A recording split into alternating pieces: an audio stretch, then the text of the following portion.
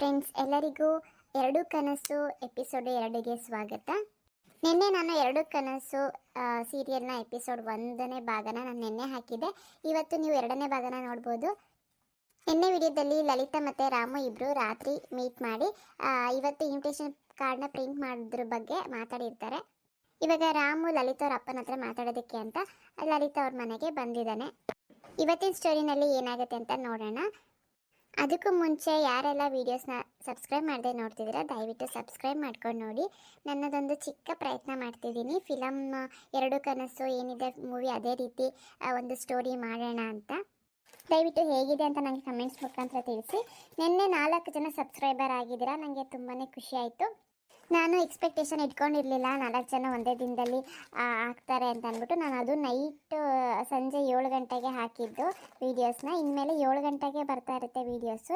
ಹಿಂದಿನ ವೀಡಿಯೋ ಯಾರೆಲ್ಲ ನೋಡಿಲ್ಲ ಅವ್ರಿಗೆ ಗೊತ್ತಿಲ್ಲ ಅಂದ್ಬಿಟ್ಟು ನಾನು ಮತ್ತೆ ರಿಪೀಟ್ ಹೇಳ್ತಾ ಇದ್ದೀನಿ. ಪ್ರತಿದಿನ ಸಂಜೆ 7 ಗಂಟೆಗೆ ಎಪಿಸೋಡು ಬರುತ್ತೆ, ಪ್ರಸಾರ ಆಗುತ್ತೆ.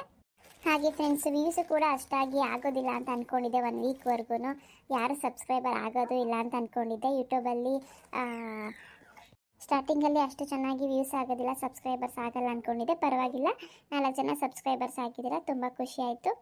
ಯಾರೆಲ್ಲ 4 ಜನ ಆಗಿದ್ದೀರಾ ಅವ್ರಿಗೆಲ್ಲ ತುಂಬ ಥ್ಯಾಂಕ್ಸ್. 100 ಚಿಲ್ಲರೆ ವ್ಯೂಸ್ ಆಗಿದೆ, 184 ವ್ಯೂಸ್ ಆಗಿತ್ತು. ಅದೇ ಸಬ್ಸ್ಕ್ರೈಬರ್ಸ್ ಮಾತ್ರ 4 ಜನ ಮಾಡ್ಕೊಂಡಿದ್ದೀರಾ. ಯಾಕೆ ಅಂತ ಗೊತ್ತಿಲ್ಲ, ಇರ್ಬೋದು. ಕೆಲವ್ರಿಗೆ ಇಷ್ಟ ಆಗುತ್ತೆ, ಕೆಲವ್ರಿಗೆ ಇಷ್ಟ ಆಗಲ್ಲ. ಪರವಾಗಿಲ್ಲ, ನನಗೇನು ಬೇಜಾರಿಲ್ಲ. 4 ಜನ ಸಬ್ಸ್ಕ್ರೈಬರ್ಸ್ ಆಗಿದ್ರಲ್ಲ, ಅದೇ ನನಗೆ ತುಂಬ ಖುಷಿಯಾಗಿದೆ. ಇವತ್ತು ಎಷ್ಟು ಜನ ಆಗ್ತಾರೆ ನೋಡೋಣ. ಪ್ಲೀಸ್ ಸಬ್ಸ್ಕ್ರೈಬ್ ಮಾಡ್ಕೊಳ್ಳಿ. ಸ್ಟೋರಿ ತುಂಬಾ ಚೆನ್ನಾಗಿರುತ್ತೆ. ಹಳೆ ಮೂವೀಸ್ ಸ್ಟೋರೀಸ್ ಅಂದರೆ ಒಂಥರ ಫ್ಯಾಮಿಲಿ ಕುತ್ಕೊಂಡು ನೋಡೋ ಅಂಥ ಸ್ಟೋರಿಗಳಾಗಿರುತ್ತೆ. ದಯವಿಟ್ಟು ನೋಡಿ, ಹೇಗಿದೆ ಅಂತ ನನಗೆ ಕಮೆಂಟ್ಸ್ ಮುಖಾಂತರ ತಿಳಿಸಿ.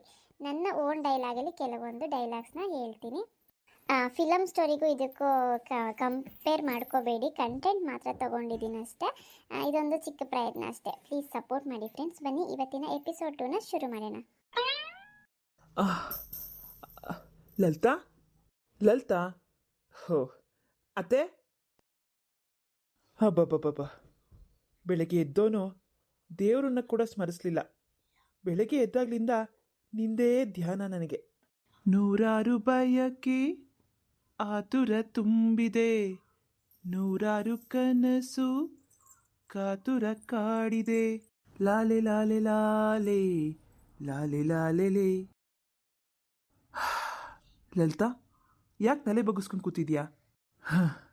ನನ್ನ ಸೆಲೆಕ್ಷನ್ ನೋಡಿದ್ರೆ ದಂಗಾಗ್ಬಿಡ್ತೀಯ ನೀನು. ನೋಡು ಈ ಸೀರೆ, ನೋಡು ಈ ಸೀರೆ ನೀನು ಉಟ್ಕೊಂಡು ಇದಕ್ಕೊಪ್ಪೋ ಅಂತ ರೌಕೆ ತೊಟ್ಕೊಂಡು ಹಸೆ ಮನೆ ಮೇಲೆ ಕುಂತ್ಕೊಂಡ್ರೆ ರತಿ ಹಂಗಿರ್ತೀಯ. ಇಲ್ಲೋಡು ಲಲಿತಾ, ನಿನಗೋಸ್ಕರ ಅಂತ ನೆಕ್ಲೆಸ್ ತಂದಿದ್ದೀನಿ. ಇದು ನೀನೇನಾದರೂ ಹಾಕ್ಕೊಂಡ್ಬಿಟ್ರೆ ನಿನಗೆ ದೃಷ್ಟಿ ಆಗೋಗ್ಬಿಡುತ್ತೆ. ಇದೇನಿದು ಹೀಗೆ ಕೂತಿದ್ಯಲ್ಲ? ಲಲಿತಾ, ನಾನು ಇಷ್ಟೊಂದು ಮಾತಾಡ್ತಾ ಇದ್ದೀನಿ, ನೀನು ತಲೆ ತೆಗೆಸ್ಕೊಂಡು ಕೂತಿದ್ಯಲ್ಲ. ಓಹೋ, ಅಷ್ಟೊಂದು ಗಂಭೀರನ ನಿನಗೆ? ನಾಳೆ ನಾನು ನಿನ್ನ ಮದುವೆ ಆಗೋ ಗಂಡ. ನಿನಗೆ ಇಷ್ಟು ಗಂಭೀರ ಇರಬೇಕಾದ್ರೆ ನನಗಿನ್ನೆಷ್ಟಿರಬೇಡ. All right. ಅಮ್ಮೋರೆ, ನಾನು ಬರ್ತೀನಿ.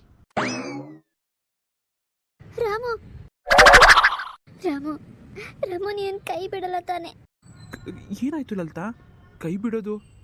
ಏನು ಮಾತಾಡ್ತಿದ್ಯಾ ನೀನು? ಕೈ ಬಿಡೋದಕ್ಕೆ ಕೈ ಹಿಡ್ದಿರೋದು ನೋಡು. ಏನೆಲ್ಲ ಸಿದ್ಧತೆ ಮಾಡ್ಕೊಂಡಿದ್ದೀನಿ. ಲಗ್ನ ಪತ್ರಿಕೆ ಬೇರೆ ಪ್ರಿಂಟ್ ಆಗೋಗಿದೆ. ಹೀಗೆ ನೋಡ್ರೆ ಒಳ್ಳೆ ಮಾತಾಡ್ತಿದ್ಯಲ್ಲ ಲಲಿತಾ. ಇಷ್ಟೆಲ್ಲ ಆದಮೇಲೆ ಇನ್ನೇನಿದೆ ಅಂತ ಅಂದರೆ ವಾಲ್ಗ ಊದ್ಸೋದು, ಕುತ್ತಿಗೆ ತಾಳಿ ಕಟ್ಟೋದು ಅಷ್ಟೇ. ಅದು ಈ ಜನ್ಮದಲ್ಲಿ ಸಾಧ್ಯ ಇಲ್ಲ. ಮಾಮ, ನಾನು ನಿಮ್ಮ ಮಾಮನೂ ಅಲ್ಲ, ನೀನು ನನ್ನ ಅಳಿಯನೂ ಅಲ್ಲ. ಏ ಲಲಿತಾ, ಬಾರ ಈ ಕಡೆ. ಯಾರಿಗೆ ಹೇಳ್ತಿರೋದು? ಬಾರ ಈ ಕಡೆ. ಯಾಕೆ ಮಾಮ, ಯಾಕಿಷ್ಟ ಆವೇಶ ನಿನಗೆ? ಏನಾಗೋಯ್ತು ಇವಾಗ? ನೀನು ಲಲಿತನ ಹತ್ರ ಮಾತಾಡೋದು ನನಗಿಷ್ಟ ಇಲ್ಲ.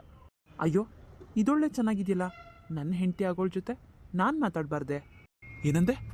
ನನ್ನ ಮಗಳು ನಿನ್ನ ಹೆಂಡತಿ ಆಗ್ತಾಳಾ? ಈ ಆಸೆನ ಕನ್ಸಲ್ಲೂ ಇಟ್ಕೊಂಬೇಡ ನೀನು.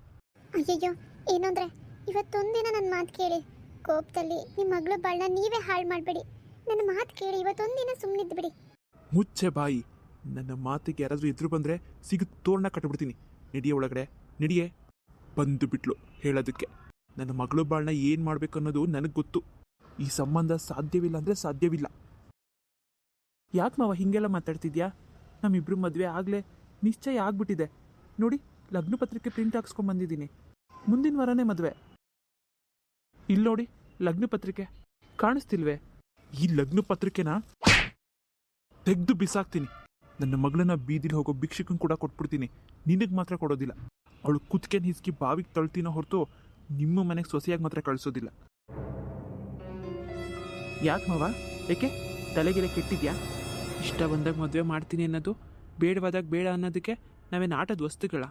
ಅವಳಿಗೋಸ್ಕರ ನಾನು, ನನಗೋಸ್ಕರ ಅವಳು ಅಂತಲೇ ಹುಟ್ಟಿರೋದು. ನಮ್ಮಿಬ್ರನ್ನ ಬೇರೆ ಮಾಡೋದಕ್ಕೆ ಯಾರ ಕೈಲೂ ಸಾಧ್ಯ ಇಲ್ಲ.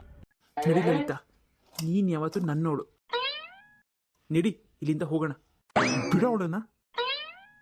ನಡಿಯೇ ಒಳಗಡೆ. ನೋಡು, ನೀನು ಮರ್ಯಾದೆಯಿಂದ ಹೇಳ್ತಿದ್ದೀನಿ, ಇಲ್ಲಿಂದ ಹೊರಟೋಗ್ಬಿಡು. ನೋಡು ಲಲಿತಾ, ಮರ್ಯಾದೆಯಿಂದ ಹೇಳ್ತಿದ್ದೀನಿ, ನನ್ನ ಜೊತೆ ಬಂದ್ಬಿಡು. ಒಂದ್ಸತಿ ಹೇಳಿದ್ರೆ ಅರ್ಥ ಆಗಲ್ವೇನೋ ನಿನಗೆ? ಒಂದು ಹೆಜ್ಜೆ ಮುಂದೆ ಇಟ್ಟರೆ ಕಾಲು ಕತ್ತರಿಸ್ಬಿಡ್ತೀನಿ.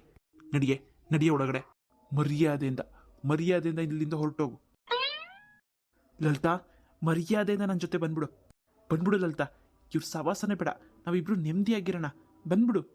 ಅವಳನ್ನೇನಾದ್ರು ಕರೆದ್ರೆ ಕೊಂದು ಬಿಡ್ತೀನಿ ನಿನ್ನ. ಓಹೋ, ಕೊಂದು ಬಿಡ್ತೀಯ ನಿನ್ನನ್ನು? ಕೊಂದು ಬಿಡ್ತೀಯಾ? ಅಲ್ಲ, ನನ್ನ ಮೇಲೆ ಕೈ ಮಾಡೋಷ್ಟು ಧೈರ್ಯ ಬಂದ್ಬಿಡ್ತಾ ನಿನಗೆ? ನಮ್ಮ ಅಮ್ಮನ ಅಣ್ಣ ಅಂತ ಸುಮ್ಮನಿದ್ದೀನಿ. ಹಾಂ, ಇದೇ ಜಾಗದಲ್ಲಿ ಬೇರೆ ಯಾರಾದರೂ ಆಗಿದ್ದಿದ್ರೆ ಅವ್ರ ತಲೆ ತೆಗೆದು ಬಿಡ್ತಿದ್ದೆ. ಬಾ ಲಲಿತಾ.